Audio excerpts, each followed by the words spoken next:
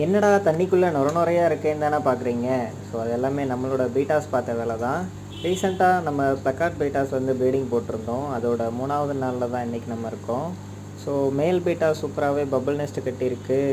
சின்ன சின்னதாக எக்ஸ் தெரியும் பாருங்கள், ஒயிட் கலரில் ரொம்ப மைன்யூட்டாக இருக்குது. இந்த டைமில் நம்ம ஃபீமேலை வந்து செப்பரேட் பண்ணிடணும், இல்லைனா மேல் அக்ரெசிவ் ஆகி ஃபீமேலை விரட்ட ஆரம்பிச்சிடும். நம்ம பார்த்திங்கன்னா 3 பேர் போட்டிருந்தோம். ஸோ 3 பேருமே சூப்பராகவே பபிள் நெஸ்ட் கட்டியிருக்கு. எக்ஸுமே மேலே பார்த்திங்கன்னா லைட்டாக ஒயிட் கலரில் தெரியும்.